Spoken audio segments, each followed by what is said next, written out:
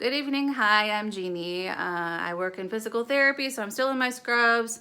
I've been meaning to make a video for everybody to teach them how to make kombucha and how easy it is and how beneficial it is. And so this evening, it's just falling together where I have a few minutes to just show you guys how to do this, show you its benefits. So here we go. I've been making kombucha for 2 years now, maybe a little bit more. And I make 2 gallons at a time, and it's a 2-week process. And I have found the easiest by far and very tasty to be a juice blend of 100% juice to flavor my kombucha. So today what we're doing is we're going to put the juice into the bottles about this high on each one. Another option, of course, is to use fresh fruits that you chop up and put in there with a little bit of sugar, or you can do herbal teas to flavor your things, all of that. So here's our tools. I like to strain out because there are some bits in kombucha, and I've read that if you use wooden and glass, that's the best because plasticware can harbor some bacterium. So we're going to use that for our stir stick, and we're going to make about 2 gallons. So our final product will look like this. So the tea here has been fermenting for about 12 days. You can go 10 days to 2 weeks. And if you look in here, you will see that we have a gorgeous SCOBY that has formed on top. And then you see the older SCOBY underneath. And we'll just get it started. Here is I have taken the SCOBYs off the top of my tea, and I have put them in here for safekeeping.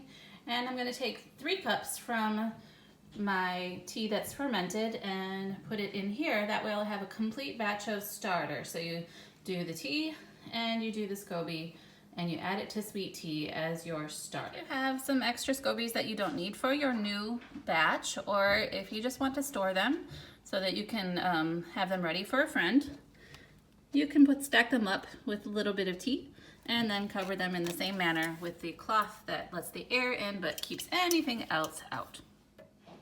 So you can see here what I'm doing. I took the juice and I poured it into the bottle about this high. It's really not an exact science. I have found if you don't let your funnel drop completely down onto your bottle, it actually flows a little bit better. Physics at work. All of my juice bottles.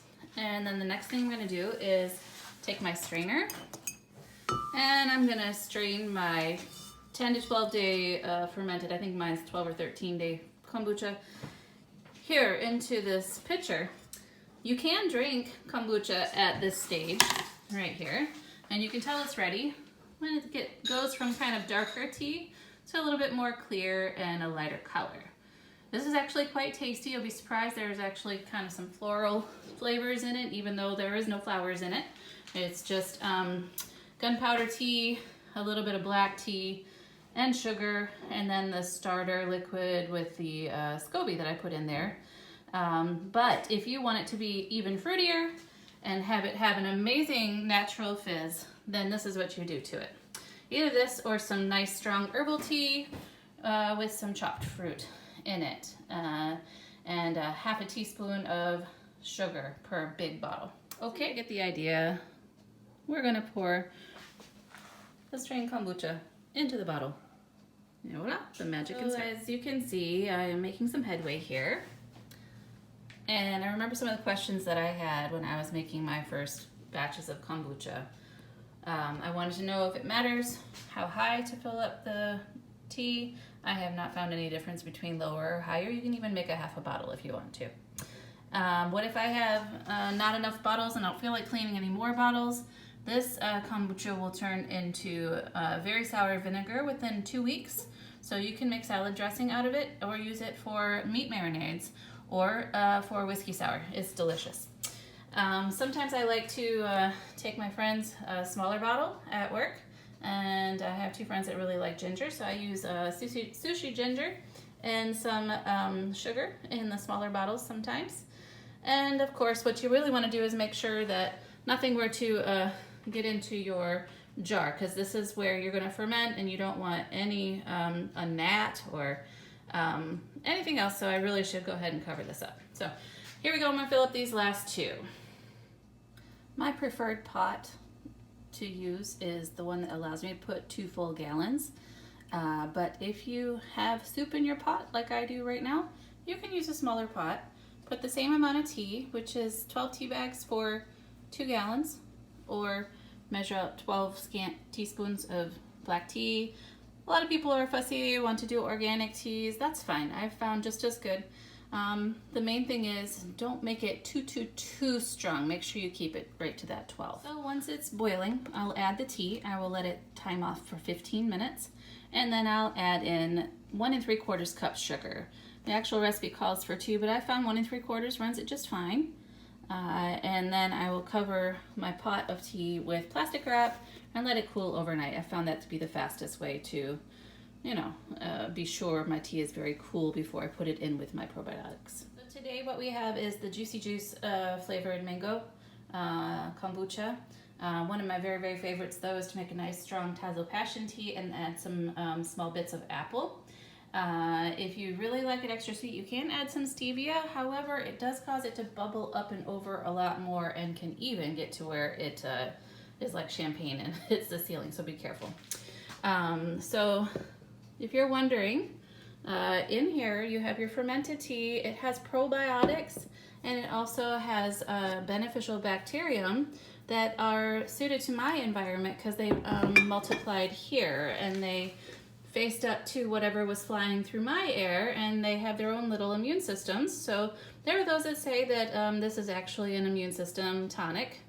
I don't know how much is true, but I do know fermented foods are good for me, so that's why I keep doing it, and because it's delicious and bubbly. So I measured out 12 tea bags worth, approximately, into this little bag, and I figured out that definitely when I was using the whole family iced tea bag from Louisiana, it was too much, and I even spilled a little bit out of this. So you don't want to stress out your beneficial bacterium and probiotics by having too strong of tea because it acts as an inhibitor.